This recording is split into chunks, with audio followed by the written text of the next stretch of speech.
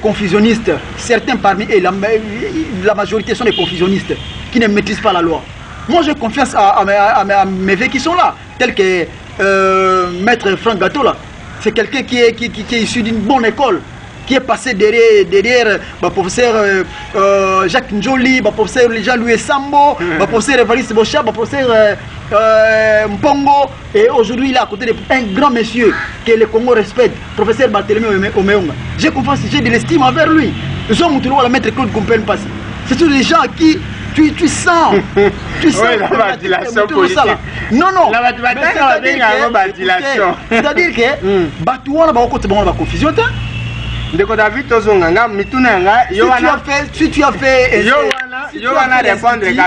as fait l'insulte et que tu ne maîtrises pas les choses, tu n'as pas juriste, pourquoi on met la confusion?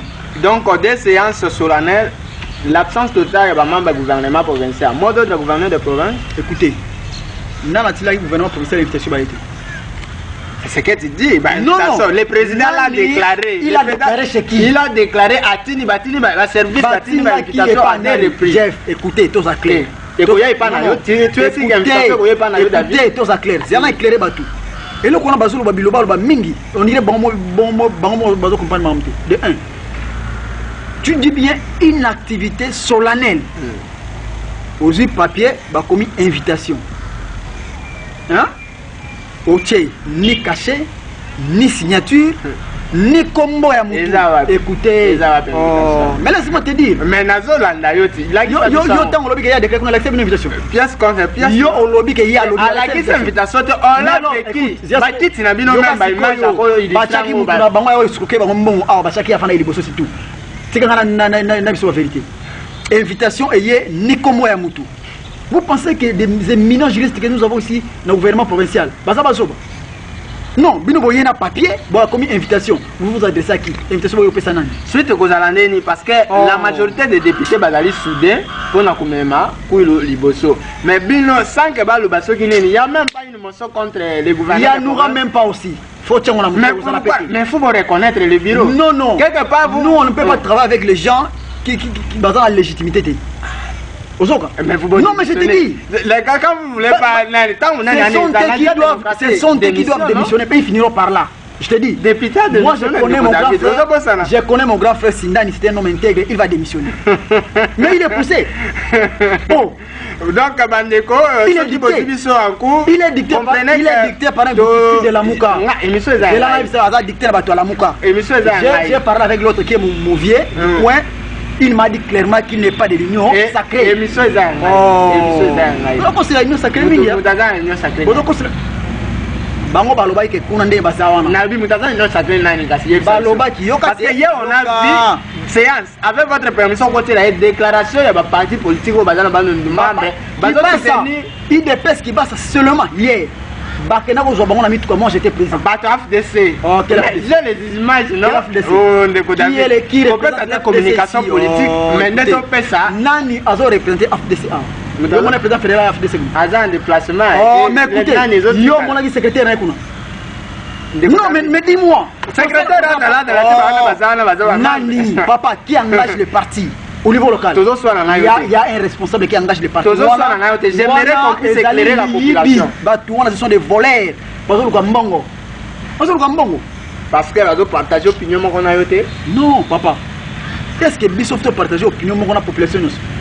Et ça, les opposants, ils doivent accepter que ça va. Tu peux nous confirmer aujourd'hui qu'il y a une crise des alliances entre gouvernement provincial et il n'y a pas de crise, il n'y en aura même pas. Mais pas palpitation, il n'y a pas de non. Ceux qui vont s'agiter pour les talibans. S'agiter pour votre information, le gouverneur a lobby qui a la palpitation. Au même gouverneur répond pour preuve. Malobano moko ils se rattraper. Ça va bon quand ndenge basenga quand ndenge sala kawana. Écoutez, constitution, oui. Constitution, mais règlement de l'intérieur. Mais ne dis pas la constitution, règlement. Écoutez, Jeff, mandat député, s'il y avait guerre ou quoi que ce soit, à l'époque de notre grand frère Michel ici, pour votre information, l'Assemblée a voté du Moko et les lobes ont traité à Edim Soussou. oyo bino bozo reconnaître te mais bazali ko travailler pour sa population suite ekozala nini na kombo ya gouvernement provincial gouverneur mutokata mambo wana te eza ba autorité ya likolo ba okata pour preuve bango ba yebisaki bino ke premier ministre vice premier ministre atina bango ba yosala élection alakisa bango mukanda apesa bango mukanda wana kotuna bango apesa bango mukanda balakisa bino biso mukanda ngo na média awa oyo vite parce que y a lobby ba lobby qui est authentique té mais j'aime parce que dans la soirée mon grand frère éminent avocat maître Dario Kimukedi a reconnaître les arts authentiques et ça qui n'a caché écoutez et ça qui n'a caché sec la regretto là non mais je te dis grand frère Dario comprendre mais lelo autu ko tanga lettre na plénière mais kaka ba communicateur na bango ba lobaki lobby ke za lokuta conseiller ministre Mutasalambo bazo sangana na ministre tu ka bango na tura liboso tonga bengaki bango yoka nani na ba ina na basi soir ka bango ba fingaki nani na pesa explication pour na uti sala na la plénière d'après pesa pas ngana zo tanga yo zo tanga yango bango ba leki na le président dessus a comment la compréhension le président des mensonges a comment il est na mukuse nécessairement on doit les répondre ba école sa politique ba école ba ko tene école politique ndeko David ba ke na école laissez-moi vous dire que ndengo le jawa jusque là la population va comprendre était pour nini vous allez na couper non mais parce que ils ont même la confusion là bien que gouvernement provincial ils ont la palpite mon côté crise à une assemblée crise exacte ko tika la posala et bientôt le gouverneur va féliciter les nouveaux bureaux installés. Quel bureau? Le bureau que dirige l'honorable. Ne m'emmenez pas dans ce débat là stérile. C'est un débat stérile. Laissez bateau ba osanga ba reçu ba salango. Ne m'emmenez pas là. Le gouverneur n'a pas ce temps là et aucun ba mourima papa maman. Non mais là je te dis. À bientôt il va démissionner. Qui? Le gouverneur. Il démissionne si les. Mais il quand la légitimité si la population du Kilou demande à Itundala et si tout le monde accepte le départ d'Itundala, même Lelo, il va partir. Comme je t'ai dit au début, Itundala avait déjà préparé au Bimané Banajour à Liboso Côté. Le temps politicien, le parcours qu'a fait Itundala dans le Kilou ici, personne n'a semblé au Salarango. Je te dis, Bapatia a pointé, mais n'a pas édition. Personne. A Salarango. Nini ne baza les citer sur Rango. Tout ça na je te dis 2023 to so nini ne baza wana les citer ka suka ya suka yango bakata ndenge ba bisu basala. C'est vrai. Là je te dis parce que il faut la Erasme au ba bête à voix à bête adversaire carte musu ya 11 000 voix pour humain sous. Ndeko David to yambaki wa to moni pe quelques réalisations ya gouverneur des provinces clinique ango o bopesa ki à 3 mois les lots de deux que ni nane bandeko ba noter quoi tu sais au début réalité que la pandémie à coronavirus débloqué makam ben non vous pouvez la gana ni ma pandémie non mais c'est ça la réalité ba so des moutons chef de l'état le bail 100 jours et ça il moula combien et ça qui bien mais non mais tika parce que ba tu vas comprendre ma montée parce que des moutons ça il moula combien musuti lo ba inauguré c'est vrai hein tu vas comprendre que gouverneur Willy Tchunala ya bango gouverneur oyo ba pesa pouvoir ba lingaka bien que moi ndamu mo boy groupiski moi parti mo bazo manipuler mo ba qui na des ordres mais batu il faut ba ke Tchunala gouverneur ya Liboso banda kwilu e banje dit bien banda kwilu e bandi o a premier pierre a tongi a inauguré na kwilu je dis bien je mets tout le monde en doute et puis je mets les gens la population à témoin so ils en a moko ko contredire nga aye to sali débat na contredire que x sala ki boy y sala ki boy donc gouverneur Liboso sali au moins na ba territoire nyonso na ba volet o ezaki repris na programme na quinquennal volet infrastructure volet éducation partout il a accompagné le chef de l'état na programme na ya gâter l'enseignement lobby que bon le quoi chef de l'état lobby classe ngo fele n'a doté ta moi d'école bana batana ba condition malam vous avez vu dans le Boulou dans les Bagata dans les Massifs de réalisation union sur les nouveaux bureaux de l'Assemblée a tout intérêt à accompagner mais il faut les nouveaux bureaux il y a de nouveaux bureaux là le ministère de l'Intérieur reconnaît le président Serge Makongo. Bon, moi je ne sais pas. Les bureaux de l'Assemblée. Ne parlez pas du nouveau Ne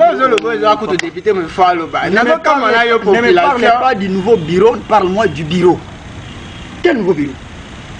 Quel nouveau bureau? Un dernier message. Un dernier message à la population. J'invite la population du Kilou de rester soudée et derrière son excellence Willy Tchundala, qui va d'ailleurs regagner la ville de Bandundu incessamment. Aussitôt arrivé, nous allons, n'est-ce pas, vous donner plusieurs cadeaux comme d'habitude. C'est dans vos droits, vous attendez de Willy Tundala des réalisations et il continue d'ailleurs à le faire. Bon, remarquez, on a banda jour à Koya. Moutalongo la ba gouverneur à Sony. Banda ko otolila ki awa lelo mutu abongisi banda ko gouverneur ba lora susté. Tine bazo kufa bazo ko ba poste na bovala na banda ko wana ba temola na mituka wana bazo temola OK. Tout ça c'est ça. Mais azo continuer ko sala. Bozi la jour à Koya to sala na yo. Temo ko mo ka koma na ye. Au sentir que mutu oyo aza mutu ya blague. Et puis azo continuer ko sunga population. Intérêt à la population. Aux autres impressions, c'est comme si on a la contre ce qui est. Oh, yo d'accord, nous sommes journalistes. Voilà. Yo ameli libre pour permettre la pembe. Donc merci beaucoup. Voilà. Donc population va toujours na simanaye. Biso oya bango ba ebi ke nga personnellement na soutenaka buzo bate.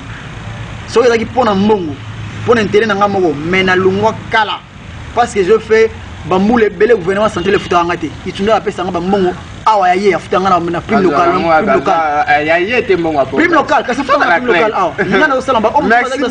Merci beaucoup d'être venu. Je pense que Bandeko c'est fixé. Yo le crise des réalités, mais biso secteur tout le monde la réalité. À venir et définir nos sociétés na Koloba. Merci Nandeko Dadi, il y a RTNC pour la hospitalité. Merci également à des séances Takizala. Et là qui rubrique il y a émission na Bino Bolinga Kamini magazine premier à Lingala. Oh Sangisaka Bato Belé na moment moko Meli Bapembe na Pembe. Merci Nandeko David d'être venu. Et merci na Bandeko no Balanda Kibiso. Tukutani très proche.